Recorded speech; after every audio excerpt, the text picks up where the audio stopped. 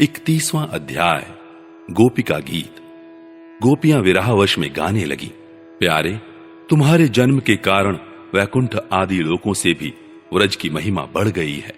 तभी तो सौंदर्य और मृदुलता की देवी लक्ष्मी जी अपना निवास स्थान वैकुंठ छोड़कर यहां नित्य निरंतर निवास करने लगी हैं, इसकी सेवा करने लगी हैं। परंतु प्रियतम, देखो तुम्हारी गोपियां जिन्होंने तुम्हारे चरणों में ही अपने प्राण समर्पित कर रखे हैं, वन वन में भटक कर तुम्हें ढूंढ रही हैं। हमारे प्रेम पूर्ण हृदय के स्वामी, हम तुम्हारी बिना मोल की दासी हैं। तुम शरतकालीन जलाशय में सुंदर से सुंदर सरसिज की कर्णिका के सौंदर्य को चुराने वाले नेत्रों से हमें घायल कर चुके हो। हमारे मनोरथ पूर्ण करने वाले प्राणेश्वर, क्या नेत्रों से मारना वध नहीं है? अस्त्रों से हत्या करना ही वध है।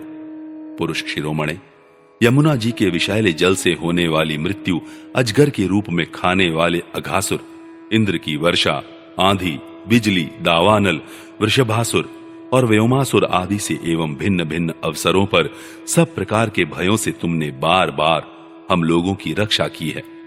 तुम केवल यशोदानंदन ही नहीं हो, समस्त शरीरधारियों के हृदय में रहने वाले उनके साक्षी हो, अंतर्यामी हो। सखे, ब्रह्मा जी की प्रार्थना से विश्व की रक्षा करने के लिए तुम यदुवंश में अवतीर्ण हुए हो। अपने प्रेमियों की अभिलाषा पूर्ण करने वालों में अग्रगण्य यदुवंश शिरोमणे, जो लोग जन्म मृत्यु रूप संसार के चक्कर से डरकर तुम्हारे चरणों की शरण ग्रहण करते हैं, उन्हें तुम्हारे कर कमल अपनी छत्र छाया में लेकर अभय कर देते हैं।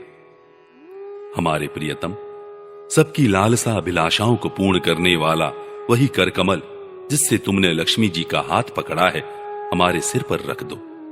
व्रजवासियों के दुख दूर करने वाले वीर शिरोमणि श्याम सुंदर, तुम्हारी मंद मंद मुस्कान की एक उज्जवल रेखा ही तुम्हारे प्रेमी जनों के सारे मान मद को चूर चूर कर देने के लिए पर्याप्त है। हमारे प्यारे सखा, हमसे रूठो मत, प्रेम करो। हम तो तुम्हारी दासी हैं, तुम्हारे चरणों पर निछावर हैं। हम अबलाओं को अपना वह परम सुंदर सांवला सांवला मुख कमल दिखलाओ। तुम्हारे चरण कमल शरणागत प्राणियों के सारे पापों को नष्ट कर देते हैं। वे समस्त सौंदर्य माधुर्य की खान है और स्वयं लक्ष्मी जी उनकी सेवा करती रहती हैं। तुम उन्हीं चरणों से हमारे बछड़ों के पीछे पीछे चलते हो और हमारे लिए उन्हें सांप के फणों तक पर रखने में भी तुमने संकोच नहीं किया। हमारा हृदय तुम्हारी विरह व्यथा की आग से जल रहा है।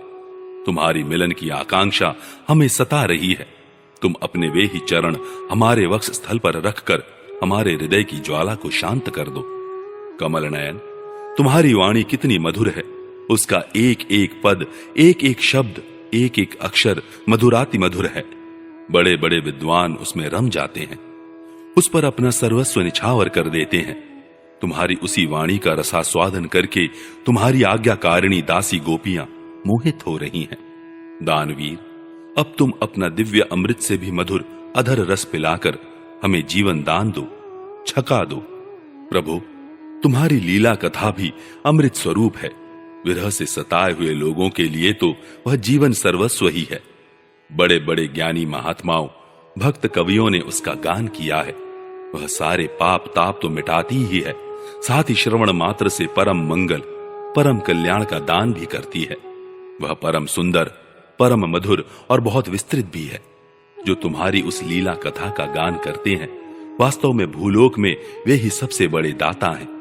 प्यारे, एक दिन वह था जब तुम्हारी प्रेम भरी हंसी और चितवन तथा तुम्हारी तरह तरह की क्रीड़ाओं का ध्यान करके हम आनंद में मग्न हो जाया करती थी। उनका ध्यान भी परम मंगलदायक है। उसके बाद तुम मिले। तुमने एकांत में हृदय स्पर्शी ठिठोलियां की, प्रेम की बातें कही। हमारे कपटी मित्र, अब वे सब बातें याद आकर हमारे मन को क्षुब्ध किए देती हैं। हमारे प्यारे स्वामी, तुम्हारे चरण कमल से भी सुकोमल और सुंदर हैं। जब तुम गौओं को चराने के लिए व्रज से निकलते हो, तब यह सोचकर कि तुम्हारे वे युगल चरण कंकड़, तिनके और कुछ कांटे गढ़ जाने से कष्ट पाते होंगे, हमारा मन बेचैन हो जाता है। हमें बड़ा दुख होता है। दिन ढलने पर जब तुम वन से घर लौटते हो, तो हम देखती हैं कि तुम्हारे मुख कमल पर नीली नीली अलकें लटक रही हैं और गौओं के खुर से उड़ उड़कर घनी धूल पड़ी हुई है। हमारे वीर प्रियतम, तुम अपना वह सौंदर्य हमें दिखा दिखाकर हमारे हृदय में मिलन की आकांक्षा, प्रेम उत्पन्न करते हो। प्रियतम, एकमात्र तुम ही हमारे सारे दुखों को मिटाने वाले हो। तुम्हारे चरण कमल शरणागत भक्तों की समस्त अभिलाषाओं को पूर्ण करने वाले हैं। स्वयं लक्ष्मी जी उनकी सेवा करती हैं और पृथ्वी के तो वे भूषण ही हैं। आपत्ति के समय एकमात्र उन्हीं का चिंतन करना उचित है, जिससे सारी आपत्तियां कट जाती हैं। कुंज विहारी, तुम अपने वे परम कल्याण स्वरूप चरण कमल हमारे वक्ष स्थल पर रखकर हृदय की व्यथा शांत कर दो। वीर शिरोमणि, तुम्हारा अधरामृत मिलन के सुख को, आकांक्षा को बढ़ाने वाला है। वह विरह जन्य समस्त शोक संताप को नष्ट कर देता है। यह गाने वाली बांसुरी भली भांति उसे चूमती रहती है। जिन्होंने एक बार उसे पी लिया, उन लोगों को फिर दूसरों और दूसरों की आसक्तियों का स्मरण भी नहीं होता। हमारे वीर, अपना वही अधरामृत हमें वितरण करो, पिलाओ।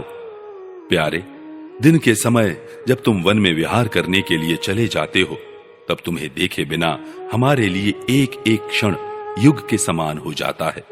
और जब तुम संध्या के समय लौटते हो तथा घुंघराली अलकों से युक्त तुम्हारा परम सुंदर मुखारविंद हम देखती हैं, उस समय पलकों का गिरना हमारे लिए भार हो जाता है और ऐसा जान पड़ता है कि इन नेत्रों की पलकों को बनाने वाला विधाता मूर्ख है। प्यारे श्याम सुंदर, हम अपने पति पुत्र, भाई बंधु और कुल परिवार का त्याग कर, उनकी इच्छा और आज्ञाओं का उल्लंघन करके तुम्हारे पास आई हैं। हम तुम्हारी एक एक चाल जानती हैं, संकेत समझती हैं और तुम्हारे मधुर गान की गति समझकर उसी से मोहित होकर यहां आई हैं। कपटी, इस प्रकार रात्रि के समय आई हुई युवतियों को तुम्हारे सिवा और कौन छोड़ सकता है। प्यारे, एकांत में तुम मिलन की आकांक्षा, प्रेम भाव को जगाने वाली बातें करते थे, ठिठोली करके हमें छेड़ते थे। तुम प्रेम भरी चितवन से हमारी ओर देखकर मुस्कुरा देते थे और हम देखती थी तुम्हारा वह विशाल वक्ष स्थल, जिस पर लक्ष्मी जी नित्य निरंतर निवास करती है। तब से अब तक निरंतर हमारी लालसा बढ़ती ही जा रही है और हमारा मन अधिकाधिक मुग्ध होता जा रहा है। प्यारे, तुम्हारी यह अभिव्यक्ति व्रज वनवासियों के संपूर्ण दुख ताप को नष्ट करने वाली और विश्व का पूर्ण मंगल करने के लिए है। हमारा हृदय तुम्हारे प्रति लालसा से भर रहा है। कुछ थोड़ी सी ऐसी औषधि दो जो तुम्हारे निज जनों के हृदय रोग को सर्वथा निर्मूल कर दे। तुम्हारे चरण कमल से भी सुकुमार हैं। उन्हें हम अपने कठोर स्तनों पर भी डरते डरते बहुत धीरे से रखती हैं कि कहीं उन्हें चोट न लग जाए। उन्हीं चरणों से तुम रात्रि के समय घोर जंगल में छिपे छिपे भटक रहे हो। क्या कंकड़ पत्थर आदि की चोट लगने से उनमें पीड़ा नहीं होती? हमें तो इसकी संभावना मात्र से ही चक्कर आ रहा है। हम अचेत होती जा रही हैं। श्री कृष्ण श्याम सुंदर प्राणनाथ, हमारा जीवन तुम्हारे लिए है। हम तुम्हारे लिए जी रहे हैं। हम तुम्हारी हैं।